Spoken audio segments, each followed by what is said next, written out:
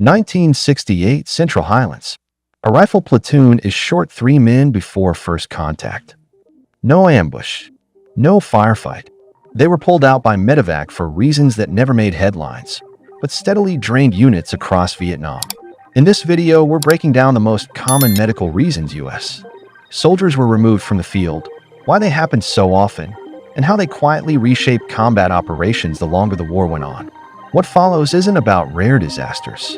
It's about everyday breakdowns, physical and psychological, that took men out of the fight. And it started with a feat. Down on the ground, immersion foot, often called trench foot, became one of the most reliable manpower killers of the war. In places like the Mekong Delta and the A Shau Valley, men walked in water for days, sometimes weeks. Boots never dried. Socks stayed soaked. Skin softened, split, and died. Army medical logs from 1966 and 1967 describe feet swollen to twice normal size, toes turning white, then gray, sensation gone, walking impossible. Units like the 9th Infantry Division recorded dozens of cases per battalion during prolonged wet season operations. Some companies lost 5 to 10% of their strength without firing a shot. A medic later recalled that men tried to hide it, afraid of being pulled. By the time they reported, boots had to be cut off. The psychological toll followed fast. Soldiers stopped trusting their bodies. Every step hurt. Every patrol felt longer. And once feet failed, the next problem arrived quietly, through the skin. A few weeks later, skin infections began spreading through the ranks. Fungal infections, infected insect bites, and open sores became medical emergencies in Vietnam's climate. Heat, humidity, and constant friction turned small wounds into disabling injuries. Marine operational summaries from my Corps in 1967 noted repeated evacuations for cellulitis, deep skin infections that caused fever, swelling, and severe pain. Some men were hospitalized for weeks. In jumbo units like the 1st Cavalry Division, after-action reports mentioned soldiers unable to shoulder rifles because of infected rashes under web gear. Others couldn't wear packs due to raw skin across their backs. A veteran later recalled that everything rotted faster out there. Scratches didn't heal. They spread. Medical officers warned commanders that untreated skin infections could lead to bloodstream infections.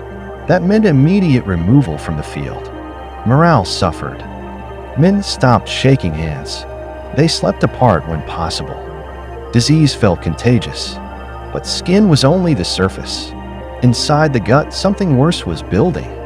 Down in the Delta, gastrointestinal illness became one of the most common reasons soldiers disappeared from patrol rosters.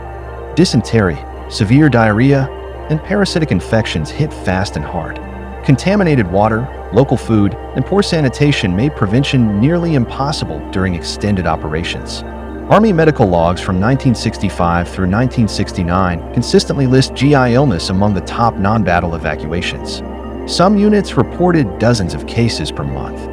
A soldier could go from operational to incapacitated in hours. Dehydration set in quickly. Weakness followed.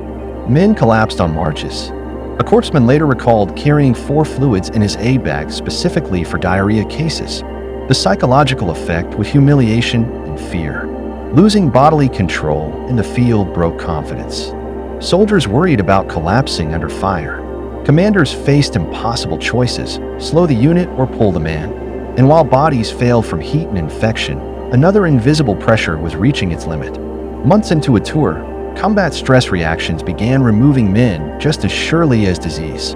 What was often labeled exhaustion, acute stress, or anxiety reactions accounted for thousands of evacuations. Not permanent psychiatric cases, men who simply could not continue. Unit journals from 1968 describe soldiers shaking uncontrollably, unable to sleep for days, or frozen during contact. They weren't cowards. They were overloaded.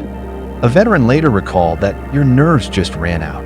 After months of ambushes, booby traps, and constant alertness, the body stopped responding. Medical officers rotated men out temporarily when possible.